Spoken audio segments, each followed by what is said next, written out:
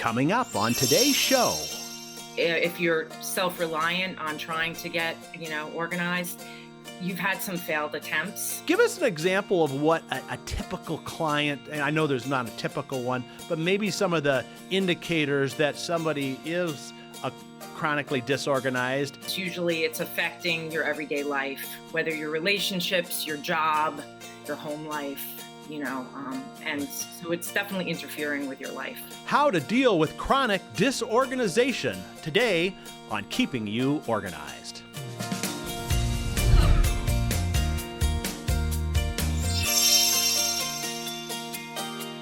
Hello and welcome to Keeping You Organized. Today we're going to touch on a subject called chronic disorganization. Now, we're going to get into the definition of that in a moment, but it's maybe a little different than you expect it to be, and maybe you don't know exactly what it is. So we're going to bring on an expert in chronic disorganization, Lynn Palumbo from lporganizing.com. Lynn, welcome to Keeping You Organized. Hi, thank you so much. Well, this is your first podcast with us, which is great, and we look forward to finding out your specialty. I know one of your specialties is chronic disorganization, but a lot of our listeners and viewers don't necessarily know what chronic disorganization even is. Is there kind of a definition that you can put to that?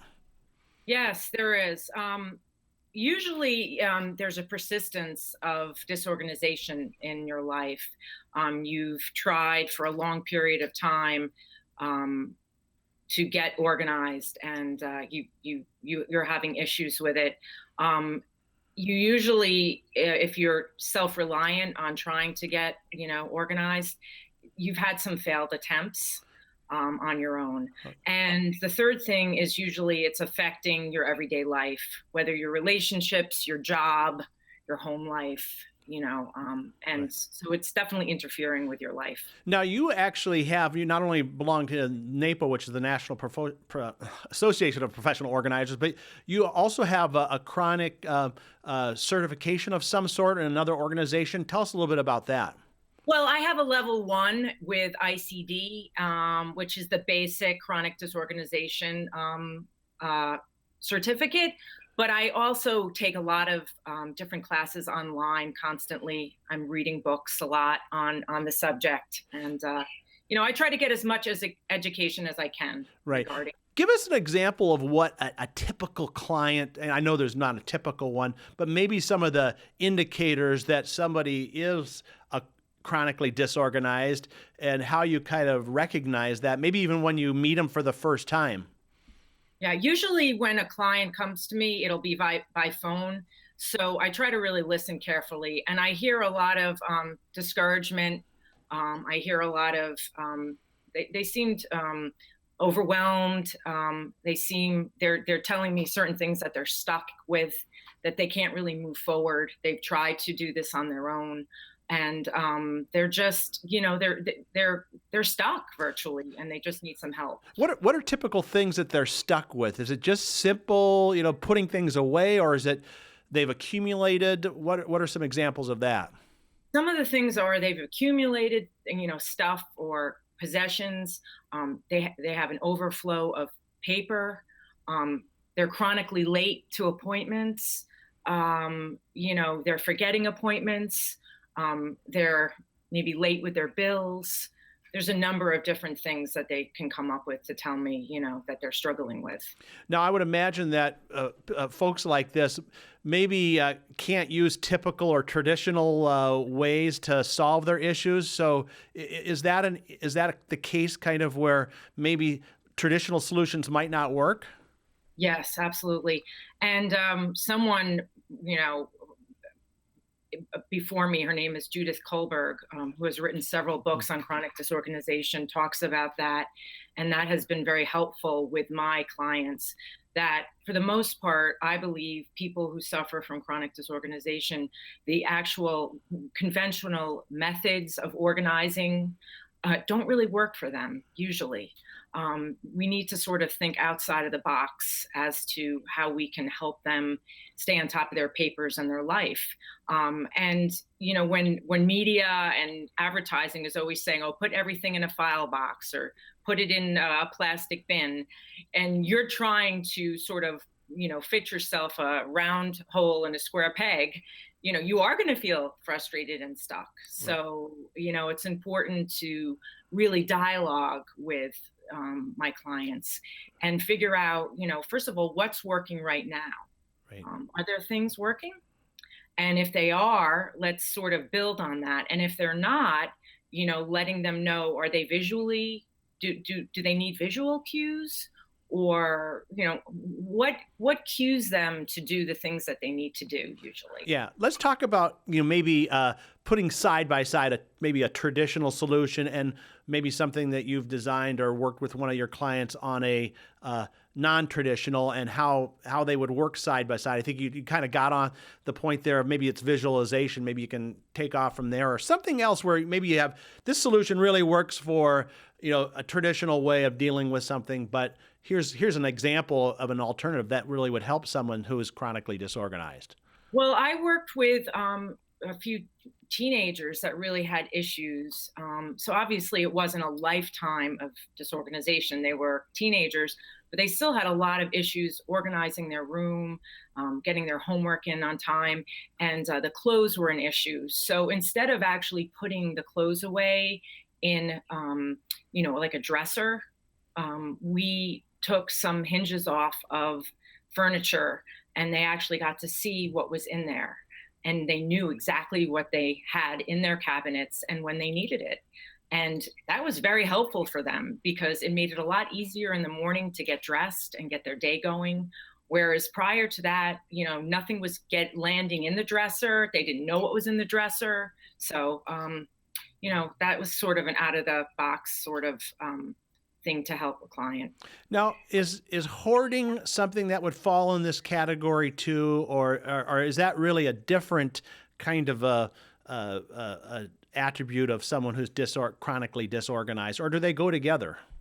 Not always. Not everyone that's chronically disorganized has compulsive hoarding disorder. Okay. Hoarding disorder is different. There are people, many people, I believe, or most people who have hoarding disorder are chronically disorganized. But, chronically disorganized too also sort of falls into two categories too, which, if I may, Yep. Sometimes it can be situationally you're chronically disorganized because of something that's happened in your life, whether it be a death or a move or a loss of a job. And then you have people who, after working with them that, hey, I've suffered with this for like 20 years and I've tried everything to get out of it and I really can't. So can you give an example of a client who maybe had a long-term chronic disorganization problem and found some new hope? Absolutely. I've worked with quite a few people that they, came to me very discouraged, actually ashamed, didn't want me to see their space. Their family was on them, whether it be a spouse or, in some instances, it's children, it's a mother or a father. And, they just, came in really willing. We did a lot of talking. We did a lot of talking about, what works, what doesn't work, what makes you feel motivated, when's the best time for you to work, is it the morning, at night? Really, also, I get into a lot of self-care. How's your sleep? Are you eating well? Are you drinking tons of caffeine? I mean, not that I try to control anyone, but I do want to look at sort of the whole person so they go forward and feel good about themselves and give them maybe all the tools that I can.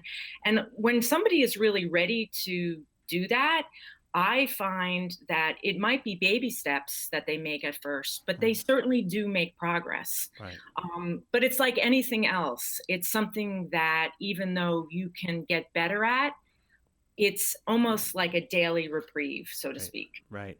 Well, listen, yeah. Earlier you talked about this concept of one of the things is people not maybe managing their time right. And we're going to take a quick break here. When we come back, I want to get into that subject of, time management for someone who's chronically disorganized. So we are talking about how to deal with chronic disorganization with Lynn Palumbo from lporganizing.com, and we'll be right back. Would your family be able to easily access your important documents for a major life event? Having your key life documents organized helps ensure that your wishes and assets are managed, retained, and distributed as needed while being less stressful for you and your loved ones. The Life Document Organizer Kit helps you to organize and store key life documents like wills and trusts, healthcare directives, investment and retirement plans, marital documents, key personal contacts, and more. Life events that might trigger a need for these documents include a health condition where someone may need to take over certain responsibilities, or decisions regarding care or communicating your wishes regarding your assets. And access to these important documents is key. The Smead Life Document Organizer Kit is divided into 6 color-coded sections. Each section contains individual folders that pertain to that section. The Smead Wheel of Organization provides an easy reference and guide to recommend what documents should be stored within each section.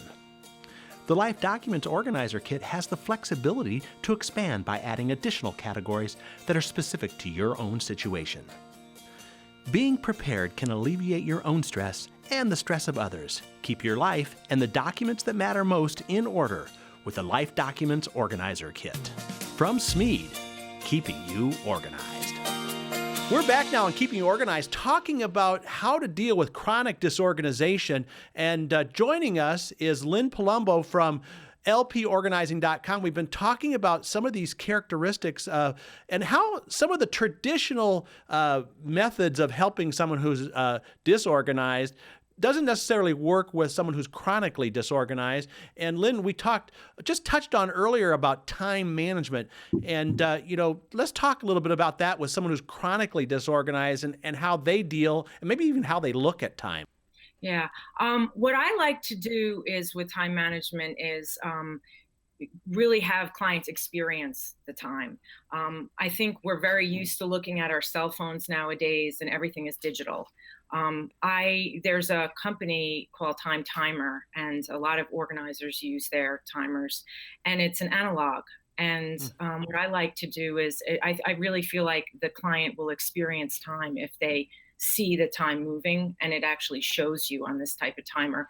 And I tried to ask a client about, what is it that you'd like to do in this period of time? Just say, for instance, paying bills. Mm-hmm. I have to pay bills every 2 weeks. So what we do is, okay, let's put in, can you log in your planner 15 minutes every 2 weeks? And I like them to use the timer and actually experience what that's like, the 15 minutes, without being uninterrupted, and see how much they get done. And for me, I find the feedback that I get from them using the timer is the time goes a lot quicker than they project. Right. 15 minutes might sound like a long time, but a lot of times, if that's all you're concentrating and doing, it'll go quicker. Right. I want to touch on something just for a second too, because you talked about, they log it in their planner. Are you finding that people that are chronically disorganized like more of a paper planner or digital? What kinds of tools are you using for that? I think it really depends on what the person prefers. I find a lot of people like to use their phone. Mm-hmm. They do. But I am also still finding there are people that say, listen, Lynn, I like to write things down. I mean, I happen to be one of those people. I still have a paper planner. Mm-hmm. If I don't write something, it doesn't register for me. So I sort of try to respect whatever my client wants. If they want to write it down, as long as it's down and there's a time amount that they're going to, do the task with, it doesn't really matter what they're using, as long as they're actually following through. What about time expectations? I know I find this with myself, dealing with, I underestimate how much time something's going to take. So I say, okay, I'm going to do, let's say, pay bills for 15 minutes, but maybe it's going to take me longer than that. How do I deal with these expectations of underestimating time? Well, I like to sometimes say, pad it. So if you're only going to do 15 minutes for that little time slot, do 15 minutes. And if you find, oh my gosh, I didn't get to 4 of my bills, then maybe the next time you can say, you know what, I timed that, and after 15 minutes, I wasn't done. So it might have taken 25 minutes. So then it's sort of like a point of reference for the next time. I can do my bills in 25 minutes. Mm-hmm. So when you're doing a list for yourself, instead of just writing the list out, you can write by that task, bills 25 minutes. Mm-hmm. This way you get a certain you have a parameter of time, as long as it's uninterrupted time. I find when, you're doing something and you get interrupted or you look at social media, I feel like all bets are off because it's going to be harder to follow through. Yes. You Someone who's know, chronically disorganized, you just bring up another point there, social media. Is that a big distraction that you're seeing with some of your clients that causes some of this chronic disorganization? I don't know if it causes it. I just think it's one more thing that Hmm. people want to look at. Whether it be Instagram or Pinterest. And I actually, as a relief, as a break, if you're doing 15 minutes of bills or 20 minutes of bills, I say, take a 5-minute break, Hmm. check your email, check your voicemail, go on Facebook, but also have parameters around what you're doing. Like, don't allow yourself, if you can help it, to go on for 20 minutes, working for 20, on for 20. Have like a bit of a balance where you can reward yourself if that's what you want to do. But otherwise, it can get very distracting. Yes. Right. Well, let's talk now about letting go of things, because I think that's a common issue, whether you're chronically disorganized or not. But I would imagine for someone who's chronically disorganized, letting go of things, getting rid of stuff is probably difficult, isn't it? Yes, at times it can be. It really depends what it is. I mean, sometimes I find with paper, people don't really know what they should hold on to or not. And I always like to say, consult with your lawyer or your accountant. I have a paper retention that I kind of follow, but I think paper can be daunting for people because they're afraid that if they throw something out, but then you go to the other thing with stuff is like sentimental things. I Hmm. mean, that's a whole different story. I mean, there are some people that are more, they their stuff means something to them more so than maybe someone that isn't as attached to things. Right. How do you get them to let go of something like that's sentimental? I mean, you can't keep everything. I remember when I was going through stuff with my mom and dad, everything pretty much was sentimental. Even something they got at a garage sale. It's like, okay, well, we gotta make some delineations here. How do you work with somebody to get them to say, do you categorize stuff or prioritize? I mean, Well, I like to, if I can, and I don't always have this ability to do this, sort of put all their things that they're, if they have, lots of their children's artwork. I'd like them to see it visually, what it looks like. And if they're having issues about letting go of that, what is, which one is sort of calling out to you and makes you feel the best about seeing this piece of artwork, or what, I, not to tag on, Maria Kondo, but that, kind of what brings you joy, what makes you feel happy when you see it. mhm. Does this, something that Judith Kohlberg talks about in her books is, does this need you? Try to depersonalize what it is and try to, I try not to have the client touch too many of the things. I touch it so they don't get that, Hmm. attachment to it. I really try them to have them separate from their things. And really, if their goal is, I want you to come in, Lynn, and help me with 50% of what I have in here, I keep trying to go back to the goal and saying, if we keep 20 of these, are we going towards your goal or are we going away from your goal? Right. Um, I know sometimes even when I get in these modes where like all of a sudden it's like, okay, now I can get rid of lots of things. And it's like you go crazy. Do you have any techniques to help people get into that zone? I don't know if you've experienced that or not. And you must have, because, sometimes you can get someone, okay, whatever, I'm just going to start throwing stuff away. And then they kind of lose some of the other attachments that they maybe normally have. I think what happens when I see that is when someone is very frustrated Mm. with either their lack of space or their apartments to, Mhm. overflowing, and they just get to a point. It's almost like when someone decides that they want to, start to lose weight. Right. It's like you kind of look at yourself in the mirror and it's like, wow, okay, I need to maybe start doing something about this. And I think you have to really be ready to work on this, and then, yes, I mean, it can be easier to let go of things. And I always try to, remind clients that things aren't people. and we can take pictures of these things and you can have them and look at them. But this possession isn't necessarily the person that you're thinking of or you think you're thinking of, you know? Yeah, that's a great advice there. We're almost done here. I want to just say, if you had one or two top things that if someone out in our audience is thinking, you know, I think I am kind of chronically disorganized, what would you have people self-examine right away? Maybe the top couple things that come to your mind.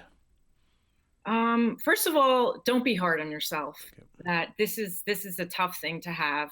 And like I said earlier, you know, I think, you know, when you go into certain stores, you know, they're going to give you things that, you know, the quote unquote normal person is supposed to be organized. But if you really do have chronic disorganization, try to think outside of the box for yourself. You know, maybe you don't want file folders that say rent or, you know, medical. Maybe you need other tabs that cue you. Really make this about yourself. And, you know, if you need help, reach out to either a professional organizer or to someone in your family you trust to help you with this, to maybe just get you moving a little bit. I think, you know, getting moving is really one of the biggest things for chronic disorganization. You know, it sometimes gets worse before it gets better, but that's like with everything. One step forward, two steps back, you know, but you do feel better once you start moving, you know, and doing it. Well, that's a perfect segue because I want to give you an opportunity before we go to talk about your business, what kinds of clients you work with. Do you work just in your local area? Do you work virtually? And maybe your website contact information if someone wants to get a hold of you. Sure. I work in the New York metropolitan area in Connecticut, and I also work sometimes out in Long Island. I don't work virtually right now, but I do help people sometimes over the phone. I specialize with chronic disorganization, but I also help people who want to get their house ready for a move, who just want to declutter. I do sometimes clear outs when someone has died. I help the family clear out the house, go through the personal possessions. So I would be considered at this point a generalist, but I do specialize sometimes with chronic disorganization. I like that. Yes, and the best way to get a hold of you. Oh, the best way is lporganizing.com, and I'm LYNNE at lporganizing.com. Awesome. Well, we've covered a lot of ground here today, and you did a great job for your first podcast. We're definitely going to have you back again talking about more things because there's so much to talk about, and you know, so many people are disorganized. But Lynn, thanks a lot for joining us today. You're welcome. Thank you. Well, there you have it, folks. You now understand a little bit more about what chronic disorganization is all about, and maybe some of the strategies and tactics you can use to identify it and deal with it. And we'll talk about more organizing things on our next episode of Keeping You Organized.